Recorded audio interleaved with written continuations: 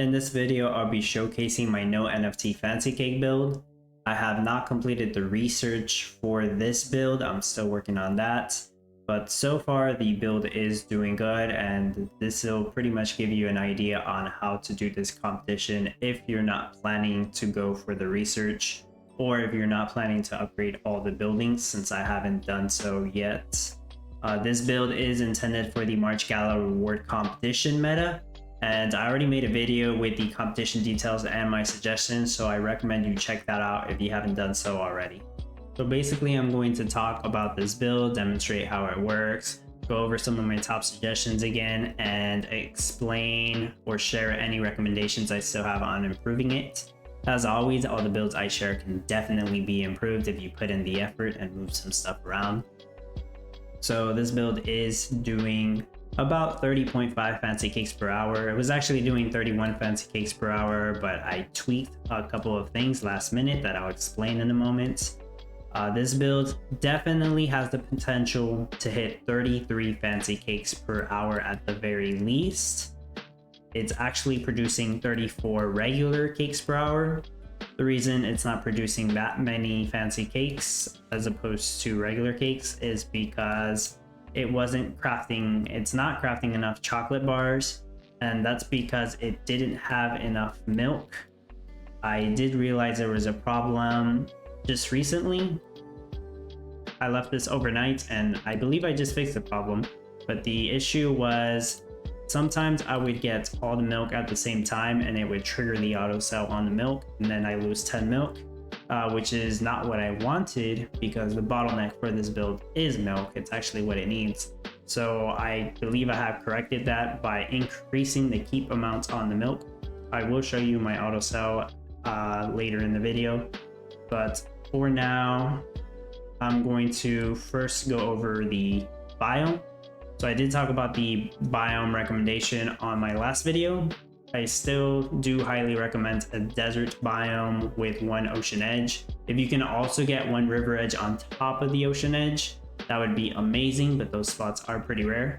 So this biome right here is a north layout desert biome with the ocean edge on the west side.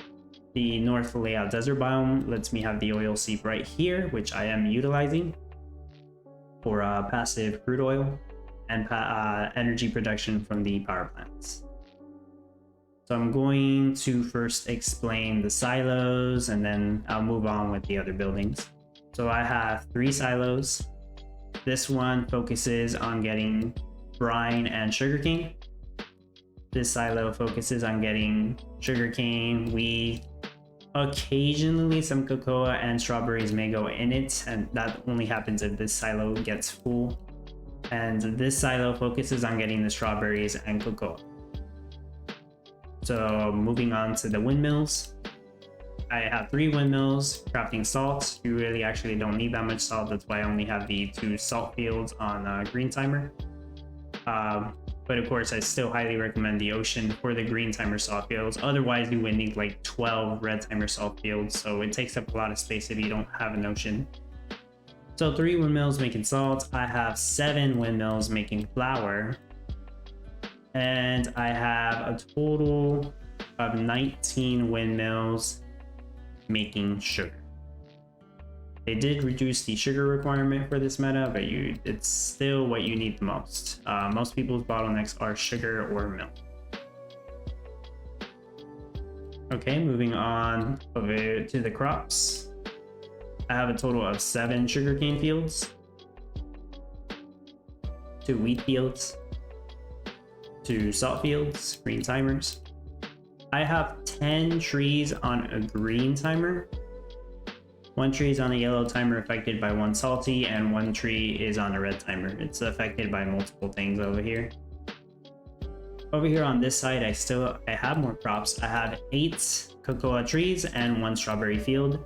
I have them over here so that they can be funneled to this silo quicker. So moving on to the livestock, I have 14 milk barns, 3 chicken coops, and a total of 34 meadows in use. I usually mention this in my video, but I highly suggest you take advantage of the ghost door trick. That's having buildings facing each other or facing a pond or a water pump. or the edge of your town. This will make it so that the workers or animals can leave and enter from any direction on the building. This is extremely vital for cows as it really bumps up your milk production rate. So it's really important that you do this really on everything, but most especially the milk barns and the windmills. That's the most important thing that you need to do for the ghost storage rig. So moving on to, let's say, the buildings right here. 2 bakeries making butter, 2 cakeries making batter, and 2 cakeries making cake. 1 chocolate shop making fancy cake, and 6 chocolate shops making chocolate bars. Right here, oil seep for passive crude oil on the 2 power plants. That'll get you all the energy you need to for the buildings that you need to build. This refiner right here between the 2 water pumps is crafting gasoline, and this one's crafting petroleum. I have the fuel storage right here. That way they have to walk in equal distance to put the petroleum as to put the gasoline.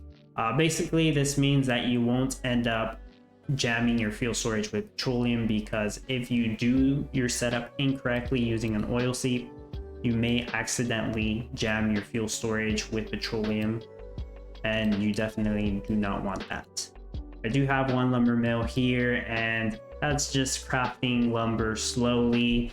The lumber is not actually needed for this build to run. The only reason the lumber mills are crafting lumber is because you'll need lumber to upgrade your buildings if you choose to do so, to build ATVs, loggers, tractors, and other buildings, of course. Warehouse, you don't actually need the warehouse either. It's just there in case you need to produce energy or collect materials for research, if you do plan on doing that.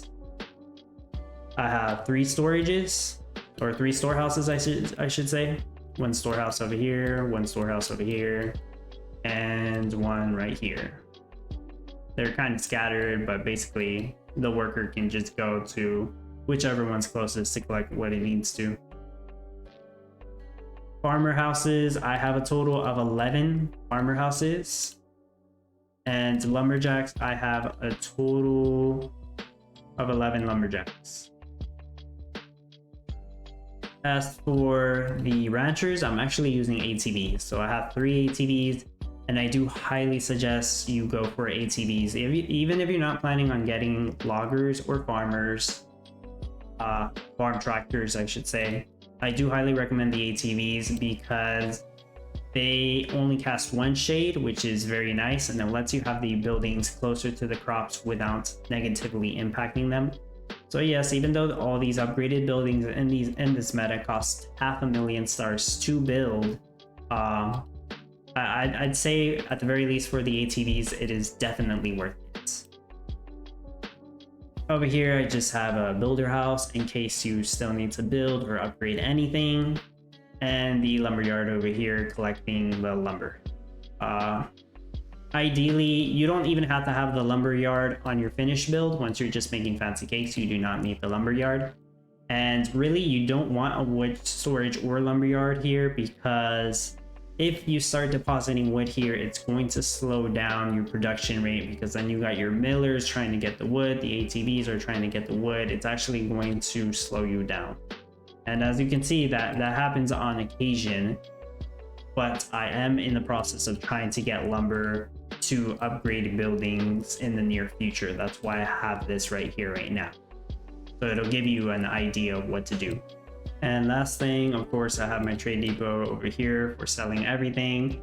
I actually have a sell time of 1:45, which is a long time, but it still works well with this build. And I have a lot of stuff on auto sell. I'm going to show you my auto sell right now. Fancy cake should be at the top. You want to prioritize on selling that. But I basically have everything on auto sell with a keep amount of 1, except for milk. I set that to a keep amount of 10 just in case. So I won't actually sell milk unless I have 20 of it. You shouldn't have any issues with any storehouses or silos jamming up if you have your auto sell this way. If you are going to auto sell gasoline, which you don't need to, But if you are going to, I recommend having it at the very bottom, so the last thing you put on here. That way you avoid any kind of bugs that may occur, because that has happened in the past. But basically, that's the entire explanation. I shared my top suggestions. I mean, if you want to improve this build any further, I would try to find a way to add more meadows. You may be able to get rid of this section right here and have more windmills over here. Of course, it's going to take some tweaking and figuring out, but I just wanted to share this build now, how it's doing so far, because there really isn't a whole lot of effort right here with this build. But yeah, the more effort you put in it, obviously the more the rate can be improved. So that's all I have for this video. Hopefully it helped you out. Consider liking the video, leave a comment with any questions or feedback, and consider subscribing so you don't miss out on my future updated content. Like I said, I'm still planning to complete the research on this build. It may take a while. I may not show that off until Monday, but that's the plan. Anyways, I hope you enjoyed this. I appreciate your support. Thank you for watching.